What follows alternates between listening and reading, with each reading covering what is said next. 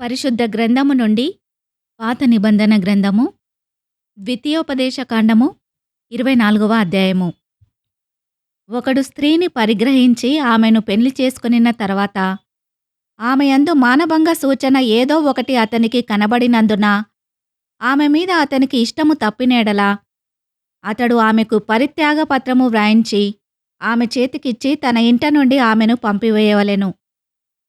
ఆమె అతని ఇంట నుండి వెళ్ళిన తర్వాత ఆమె వేరొక పురుషుని పెళ్లి చేసుకొనవచ్చును.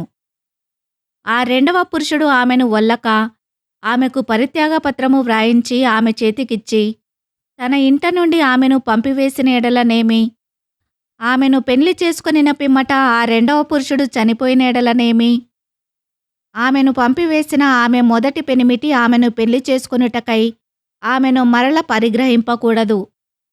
ఏలయనగా ఆమె తన్ను అపవిత్రపరుచుకొనెను. అది యెహోవా సన్నిధిని హేయము గనుక నీ దేవుడైన యెహోవా నీకు స్వాస్థ్యముగా ఇచ్చుచున్న దేశమునకు పాపము కలుగకుండునట్లు మీరు అలాగు చేయకూడదు. ఒకడు క్రొత్తగా ఒకదానిని పెళ్లి చేసుకొని సేనలో చేరిపోకూడదు. అతనిపైన ఏ వ్యాపార భారమును మోపకూడదు. ఏడాది వరకు తీరికగా అతడు తన ఇంట ఉండి తాను పరిగ్రహించిన భార్యను సంతోషపెట్టవలెను. తిరగటినైనను తిరగటి మీద దిమ్మనైనను తాకట్టు పట్టకూడదు.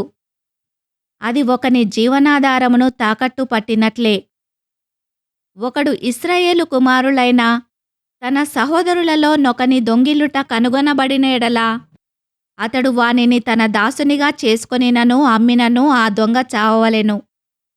అలాగు చేసిన ఎడల ఆ చెడుతనమును మీ మధ్య నుండి పరిహరించుదురు. కుష్ఠరోగ విషయము యాజకులైన లేవీయులు మీకు బోధించు సమస్తమును చేయుటకు బహుజాగ్రత్తగా ఉండుడి. నేను వారికాజ్ఞాపించినట్లు చేయుటకు మీరు జాగ్రత్తగా నుండుడి. మీరు ఐగుప్తులో నుండి వచ్చినప్పుడు త్రోవలో నీ దేవుడైన యెహోవా మిర్యామునకు చేసిన దానిని జ్ఞాపకముంచుకొనుడి. నీ పొరుగువానికి ఏదైనను నీవు ఎరువిచ్చిన ఎడల అతని యొద్ద తాకట్టు వస్తువు తీసుకొనుటకు అతని ఇంటికి వెళ్ళకూడదు. నీవు బయట నిలవవలెను. నీవు ఎరువిచ్చిన వాడు బయటనున్న నీ యొద్దకు ఆ తాకట్టు వస్తువును తెచ్చి ఇచ్చును. ఆ మనుష్యుడు బీదవాడైన ఎడల నీవు అతని తాకట్టును ఉంచుకొని పండుకొనకూడదు. అతడు తన బట్టను వేసుకొని పండుకొని నిన్ను దీవించునట్లు సూర్యుడు అస్తమించునప్పుడు నిశ్చయముగా ఆ తాకట్టు వస్తువును అతనికి మరల అప్పగింపవలెను.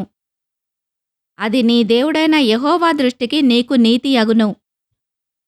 నీ సహోదరులలోనేమి నీ దేశమందలి నీ గ్రామములలోనున్న పరదేశులలోనేమి దీనదరిద్రుడైన కూలివానిని బాధింపకూడదు.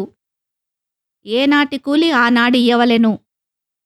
సూర్యుడు అస్తమింపక మునుపు వానికి ఇయ్యవలెను.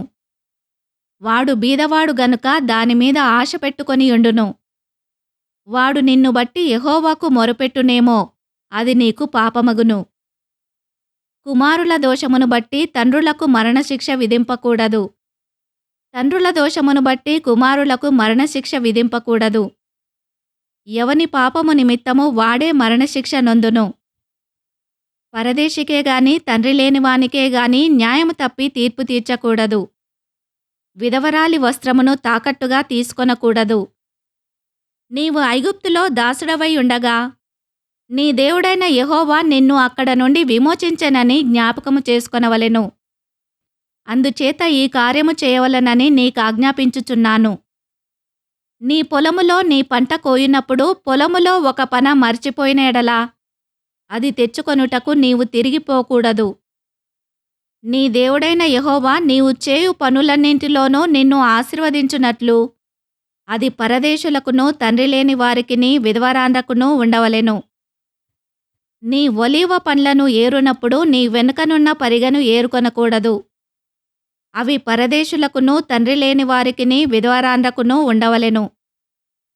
నీ ద్రాక్ష పండ్లను కోసుకొనినప్పుడు నీ వెనుకనున్న పరిగెను ఏరుకొనకూడదు.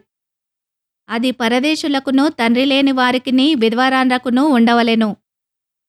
నీవు ఐగుప్తు దేశమందు దాసుడవై ఉంటివని జ్ఞాపకము చేసుకొనుము.